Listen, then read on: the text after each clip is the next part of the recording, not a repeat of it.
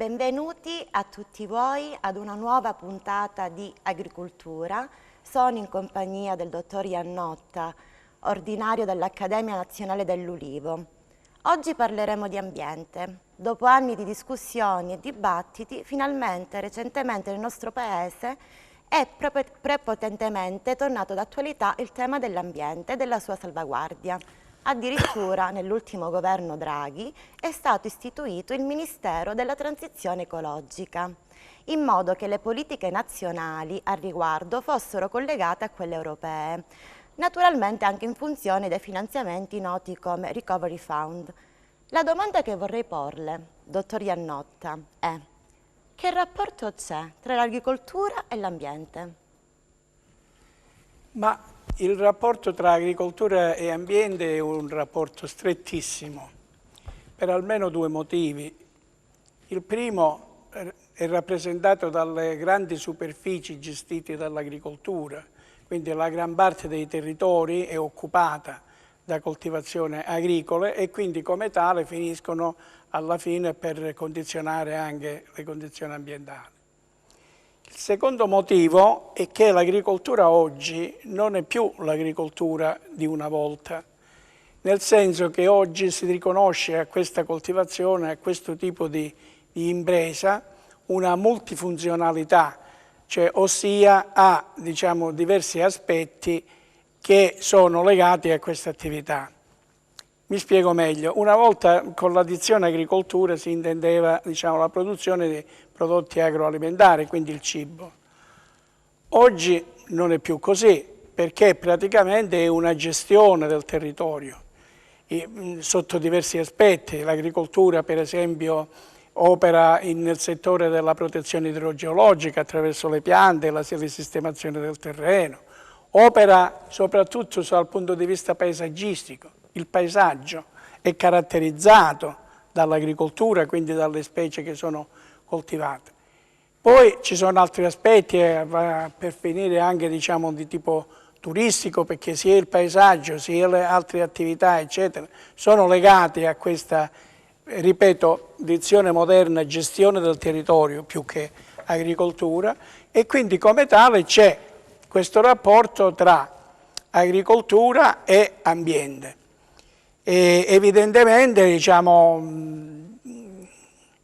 un'importanza strategica. Voi immaginate per esempio che cosa possono essere le colline toscane senza l'olivicoltura, oppure la piana di Gioia Tauro senza i nostri giganti. Sono delle attrattive, delle attrazioni ormai anche di tipo turistico, non solo di tipo agricolo. Bene, sentiamo spesso parlare di sostenibilità, sia in ambito extraambientale che in quello economico. Potrebbe spiegarci il concetto, almeno il riferimento naturalistico, ossia applicato agli ecosistemi, e quindi cosa vuol dire quando si parla di sostenibilità ambientale? Dunque, la sostenibilità è un concetto teorico riferito al rapporto energetico.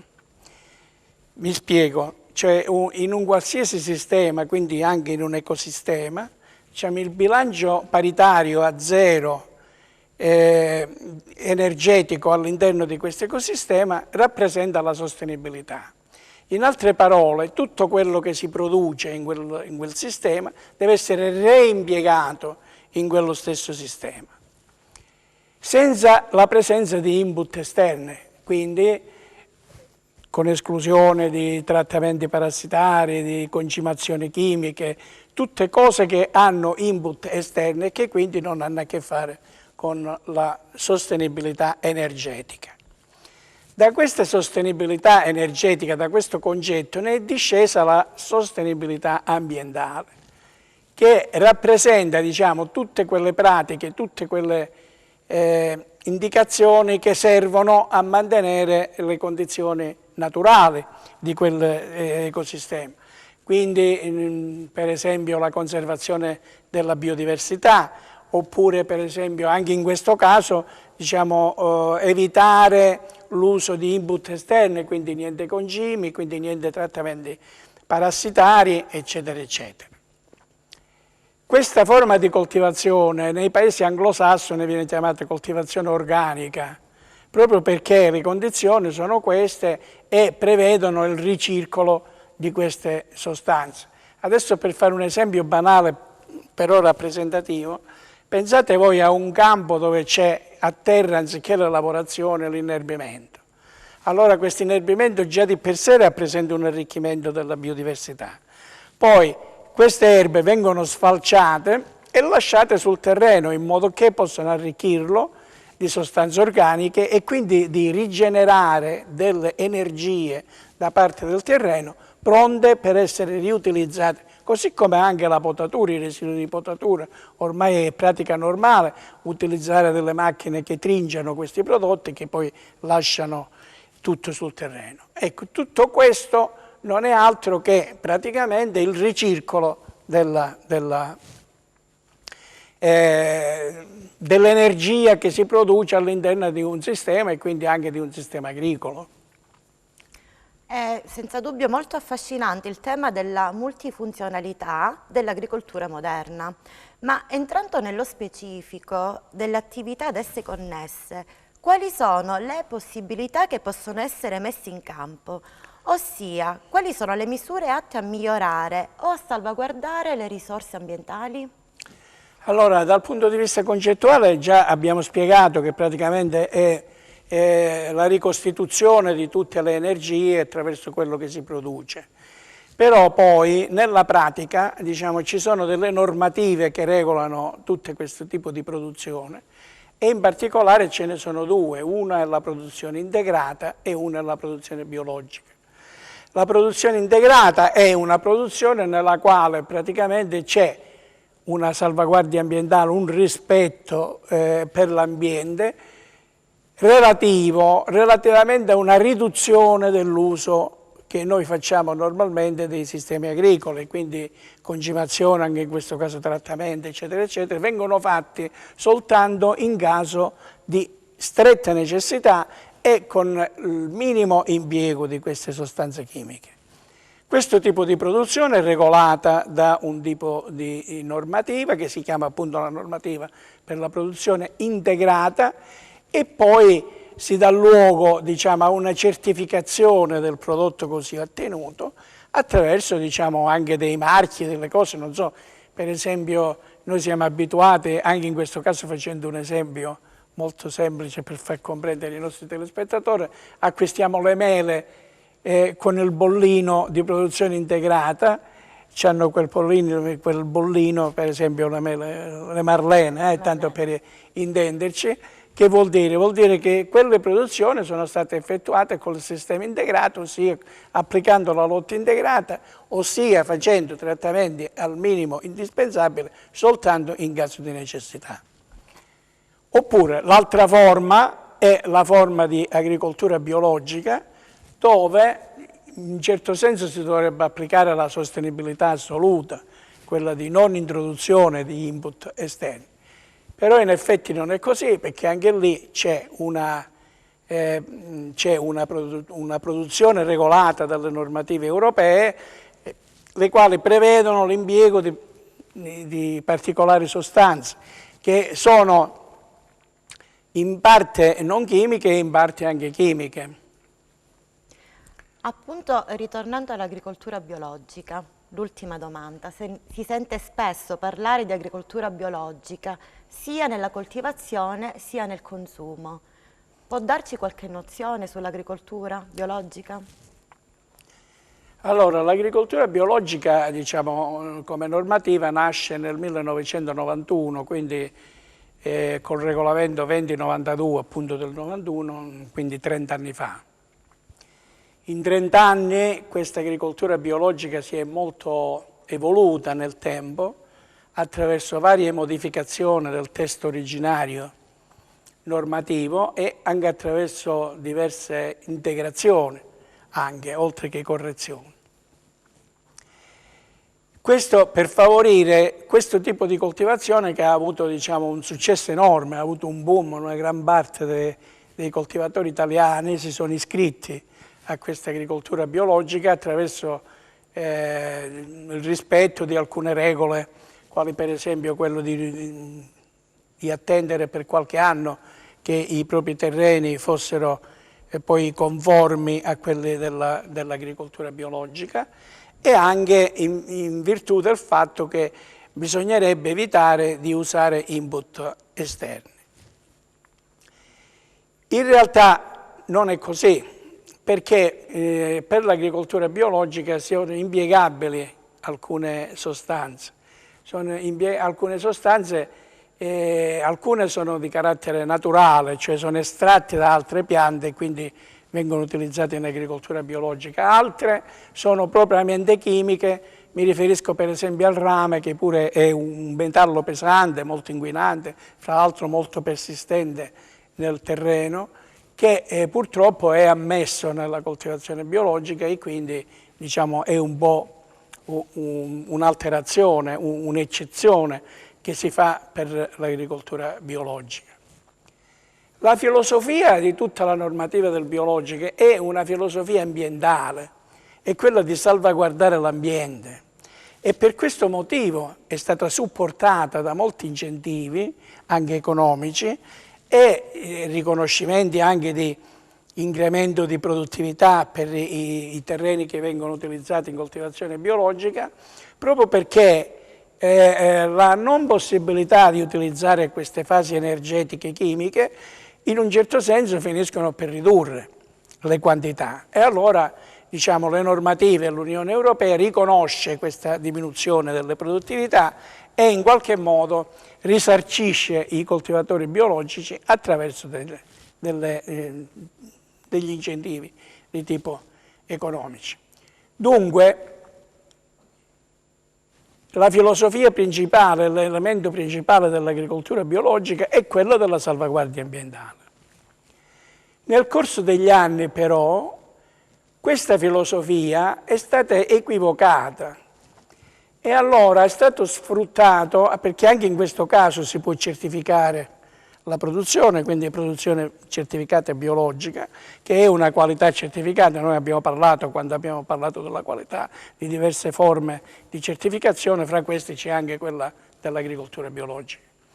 In questo equivoco si è pensato che l'agricoltura biologica fosse garanzia di prodotto genuino, indenne da qualsiasi residuo tossico.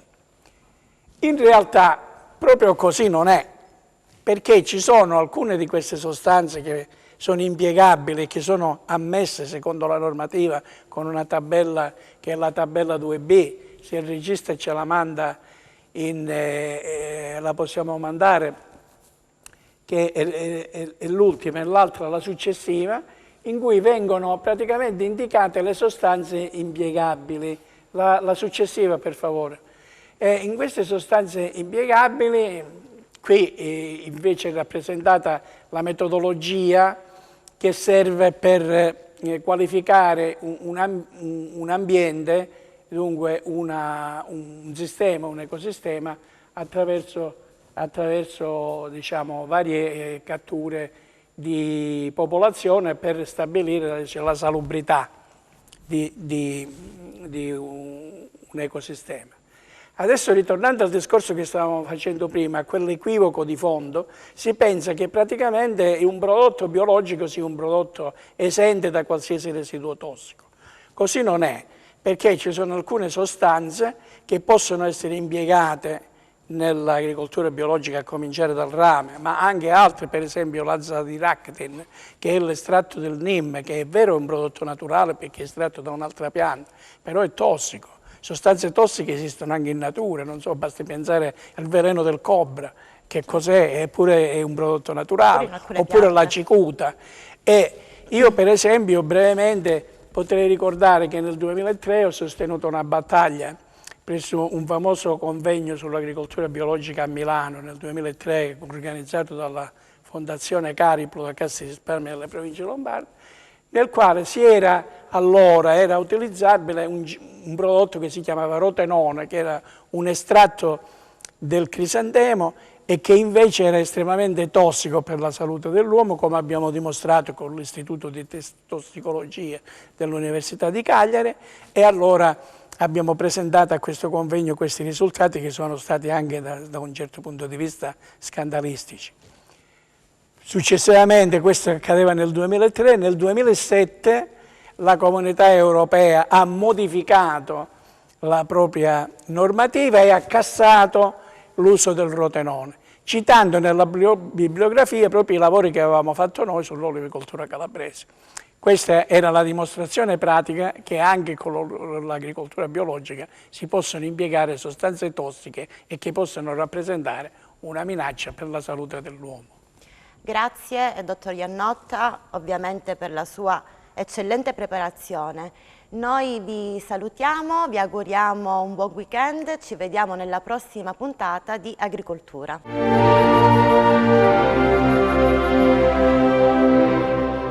Amici telespettatori, benvenuti ad una nuova puntata di Coltiviamo Futuro, la rubrica di Federterziaria Agricoltura sul mondo dell'agroalimentare e dei territori della nostra regione.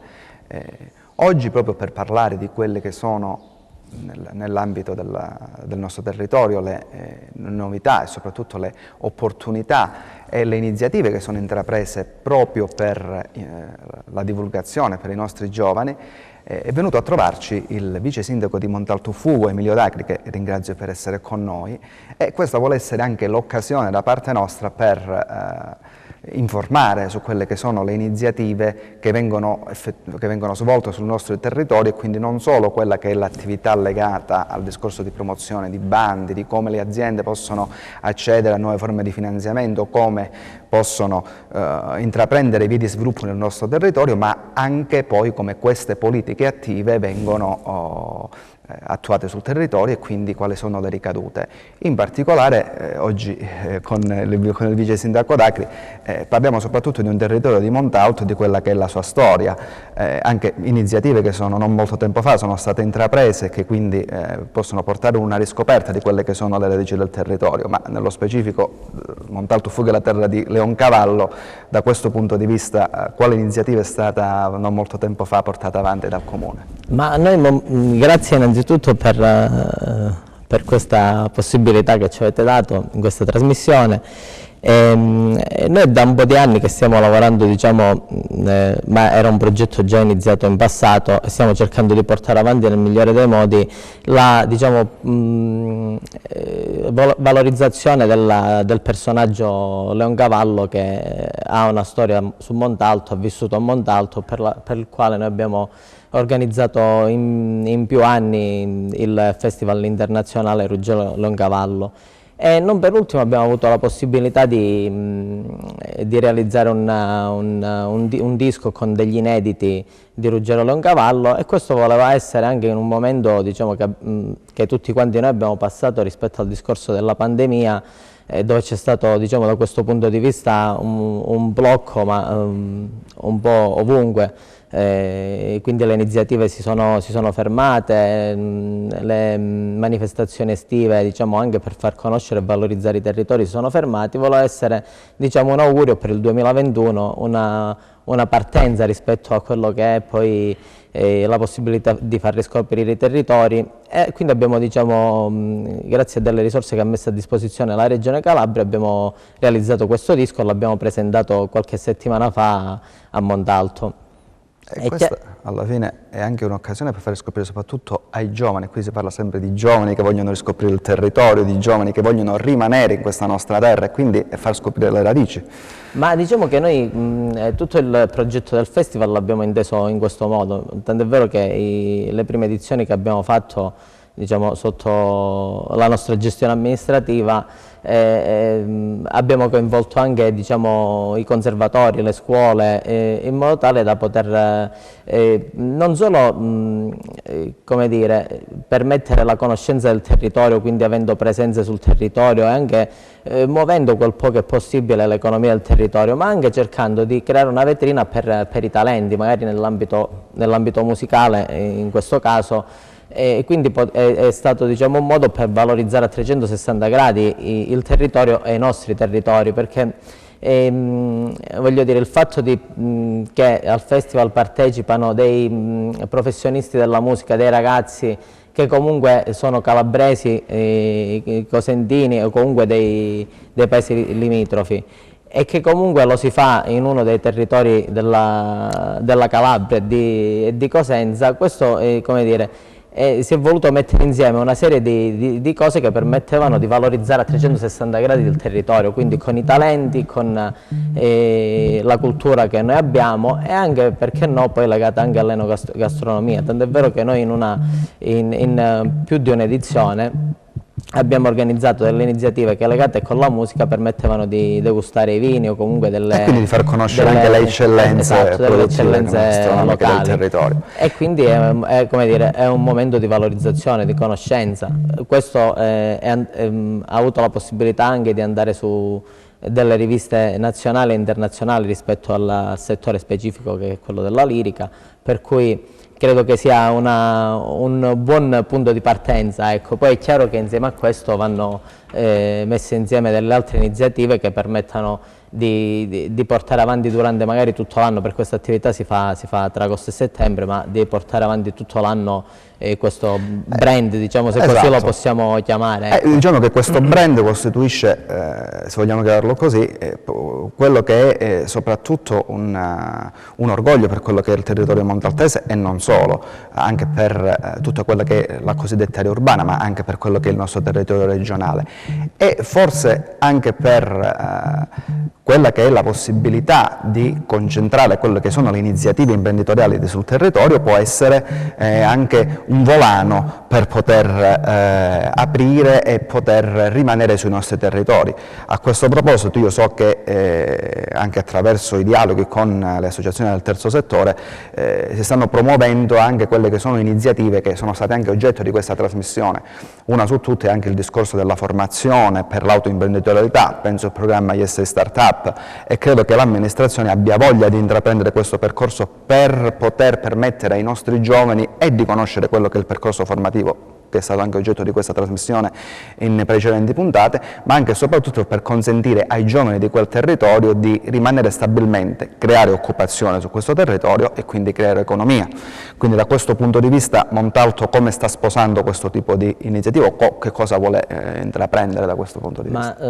È chiaro che rispetto a delle iniziative di questa natura noi siamo ben lieti di sposarle e poi chiaramente insieme alle associazioni di categoria del terzo settore come dire, trovare e strutturare un percorso affinché questi possano avere un riscontro poi sul territorio, perché il fatto di formare dei giovani che possano, diciamo, acquisire una formazione rispetto alle attività imprenditoriali che poi ognuno di loro, comunque ognuno di noi vuole mettere in campo, è sicuramente un punto di partenza importante, perché molte volte ci facciamo prendere, almeno da quello che poi parlando in giro insomma si capisce, ci facciamo prendere magari delle iniziative che magari ha fatto uno piuttosto che un altro, ma poi concretamente non ci si rende conto di quello che si va a fare, di quello che magari sono gli investimenti e poi la ricaduta per una piccola attività magari che nasce rispetto a un percorso lavorativo. Per cui io credo che questa sia un'iniziativa importante, perché